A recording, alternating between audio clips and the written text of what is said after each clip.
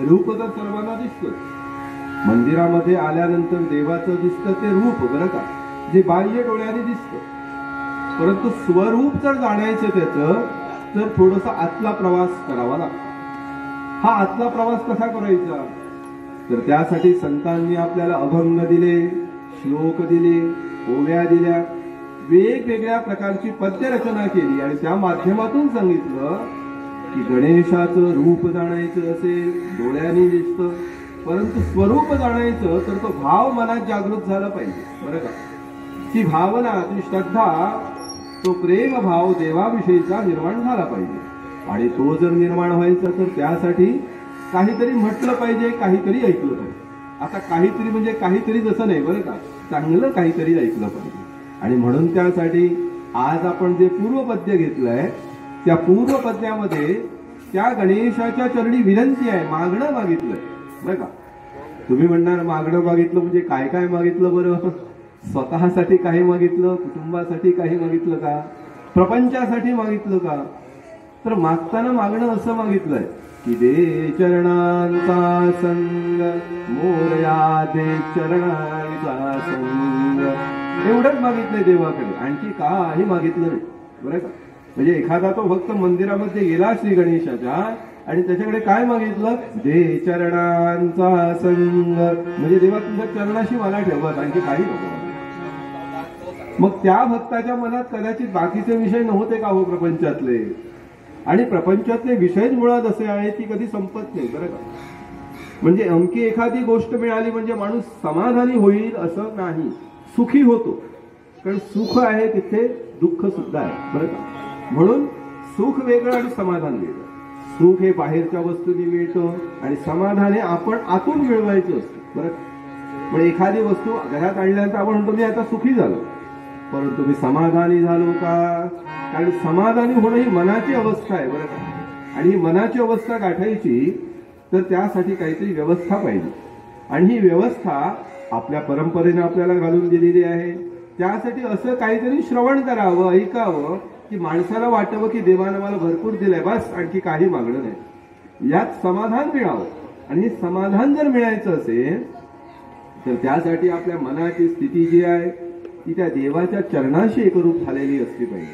आणि म्हणून मूळ पद्यामध्ये पद्यकारांनी एवढंच मागितलं, दे चरणांचा संग मोरया, दे चरणांचा संग. आता मोर या शब्दाचा इंग्रजीतला आपण अर्थ बघितला तर मोर म्हणजे जास्त, नाही का, अधिक अधिक मिळणं. आणि या मराठीतला घेतलं तर मोरया म्हणजे अधिक अधिक आपल्याकडे यावं असं प्रत्येकाला वाटतं. परंतु हा मोरया कसा आहे, हा मोरया वेगळ्या प्रकारचा आहे, बरं का. हा मोरया आहे त्यात समाधान देणारा आहे. नाहीतर मोरयाच्या समोर आपण मोरया म्हणजे आणखी दे आणखी दे असं म्हटलं तर त्याला काही अर्थ नाही होत. म्हणजे एकदा काय झालं, एकदा एक वाणी व्यापारी जुन्या काळचा, बरं का, मनात गणपतीविषयी श्रद्धाभाव होता, नक्कीच होता. परंतु असं झालं की लग्न होऊन अनेक वर्ष उलटली तरी संतान नाही, मुलबाळ काही झालं नाही. मनात श्रद्धाभाव होता, म्हणाला गणपतीला नमस्कार करून बघूया, आणि गणपतीला नमस्कार. सपत्नीक म्हणजे आपल्या पत्नीबरोबर मंदिरात गेला, देवाला नमस्कार करून मागणं मागितलं, हे गणपती बाप्पा मोरया, आमच्या घरी जर संतान प्राप्ती झाली तर तुला सोन्याची टोपी वाहीन. आता सोन्याची टोपी वाहा किंवा रत्न जडित टोपी वाहा, भगवंताला काय करायचं त्याच्याकडे, नाही का. परंतु आपण ते अर्पण का करावं, निदान त्यानिमित्तानं तरी आपल्या हातून थोडंसं काहीतरी दानधर्म होतो म्हणून ते करावं. म्हणजे ती आपण कोकणीला दानत म्हणतो, दानत, मराठीत दान म्हणतात, दान करण्याची वृत्ती दानत, तर ती निर्माण व्हावी म्हणून निदान देवाच्या चरणी तरी अर्पण करावं. देवाला काय देणं घेणं त्याची सांगा भाऊ, अहो ते त्यानंच निर्माण केलंय आणि मी माझं म्हणून त्याला कसं काय निर्माण करणार. मग ती दुर्वा असो, देवपूजेत वाहणारे आपण, किंवा एखाद्या सोन्याचा अलंकार असो, सगळं जमिनीतूनच आलंय ना. आणि जमिनीतून आलेलं त्यानं निर्माण केलेलं आपण त्याला फक्त अर्पण करायचं, आपला अधिकार काही नाही, बरं का. तर यानं ठरवलं, देवा मला जर संतान प्राप्ती झाली ना तर तुला सोन्याची टोपी वाहील. आता गणपती काही ह्या टोपीला सोन्याच्या वगैरे बोलले नाही, परंतु देवानं विचार केला, ठीक आहे, भक्त आहे, सद्भक्त आहे, माझ्यावर एवढा विश्वास आहे, अनेक वर्ष माझी भक्ती करतोय, याचं मागणं मान्य करूया. आणि काही महिन्यानंतर त्या व्यापाऱ्याच्या पत्नीला जाणीव झाली की आपल्या घरामध्ये छोटं बाळ जन्माला येणार आहे. त्यानंतर झाला बारसं वगैरे सगळं झाला कार्यक्रम. आता या व्यापाराला थोडी चिंता निर्माण झाली. आता म्हणाला बारशाच्या वेळेला काहीतरी केलं पाहिजे. कारण काय, पत्नी पैदा हुए जग हसे तुम रोए, ऐसी करनी कर चलो तुम हसे जग रोए. मग त्यासाठी काय करायचं कबीराने सांगितलं, चदरिया झिनी रे झिनी, झिनी रे झिनी, राम नाम रस झिनी, चदरिया झिनी रे झिनी, राम नाम रस झिनी, चदरिया झिनी रे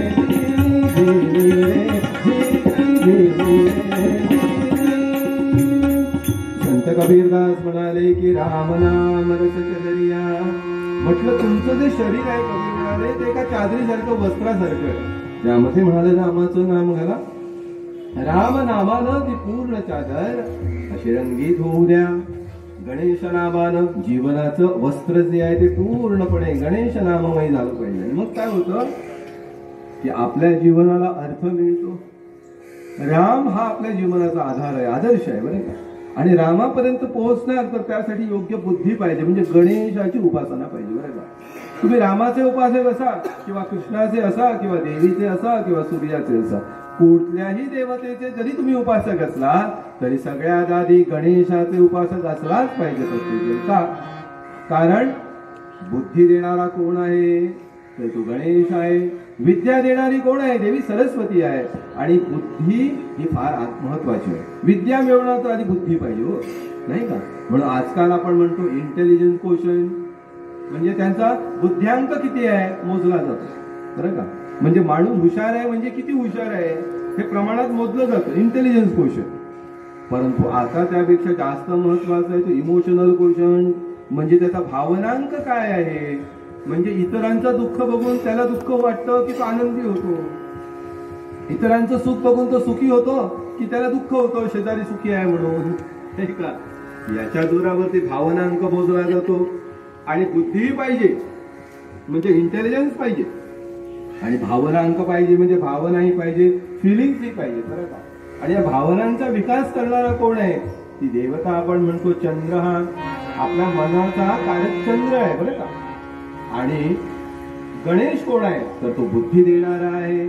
त्यामुळे आपली बुद्धी जर स्थिर असायची तर आपण काय केलं पाहिजे? गणेशाची उपासना केली पाहिजे बरं का. कारण काय तर बुद्धी देणार आहे. आणि चंद्राच्या कला विकला तुम्हाला माहिती आहे, चंद्राची स्थिती एकच असत नाही का. तशी आपल्या मनाची सुद्धा स्थिती असते बरं का. कधी कधी आमच्या मनात पौर्णिमा असते आणि कधी कधी आमच्या मनात अमावास्या सुद्धा असते. आणि मग एखादं गणेशाचं नाम आलं, एखादा उत्सव आला की आपला प्रवास अमावास्येपासून पौर्णिमेपर्यंत सुरू होतो. गणेश जयंती आली, आपल्या मनात चांगले भाव निर्माण झाले म्हणजे मनात पौर्णिमा आली, हळूहळू पौर्णिमेकडे जाणारा प्रवास सुरू होतो. आणि पौर्णिमा घेऊन आपण प्रपंचात गेलो की कधी अमावास्येपर्यंत पोहोचलो कळत नाही.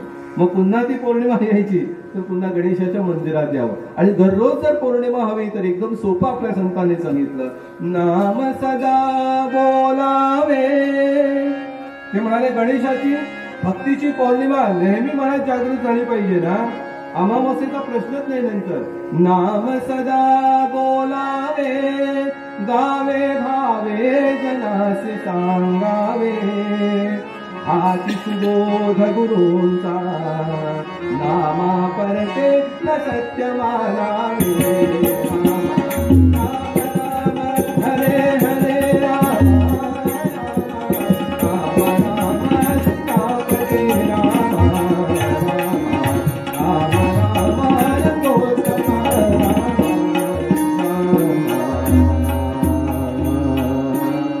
राम सदा बोलावे, गावे भावे जनासी सांगावे, हात सुबोध गुरूंचा नामा परते न सत्य मानावे.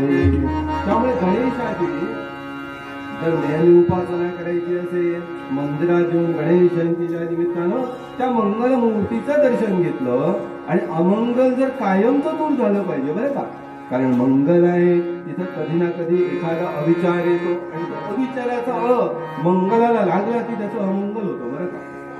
आपल्या मनात मुळात चांगले विचार असतात बरं का, परंतु एखादा असा वाईट विचार येतो, अविचार येतो. विचार देणारा श्री गणेश आहे बरं का, आणि अविचार निर्माण करणारा आपला प्रपंच आहे म्हणजे माया आहे.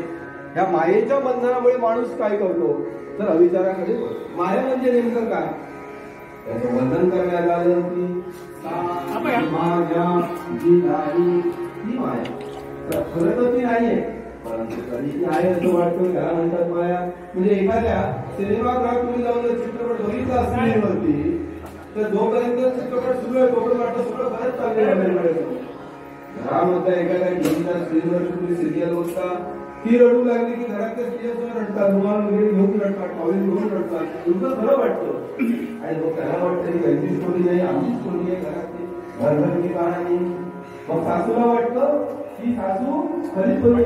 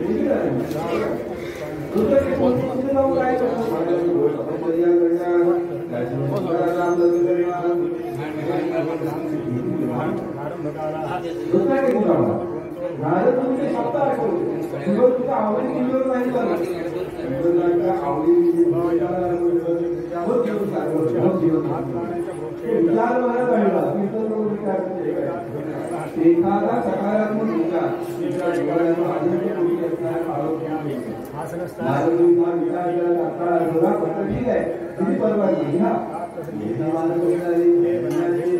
पंचवर्ष उचलताना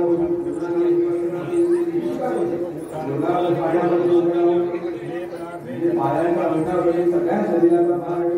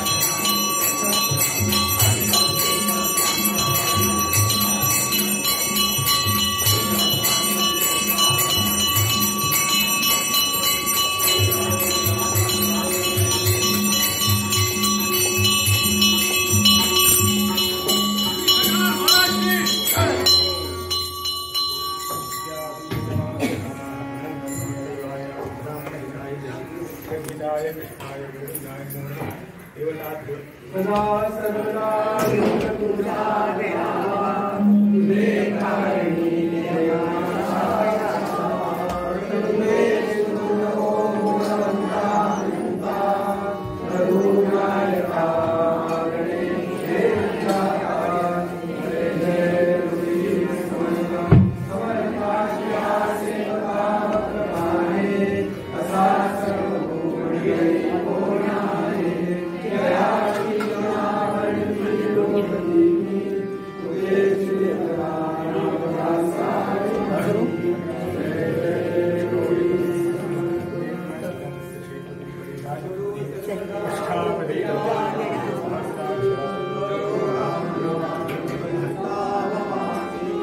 Yes.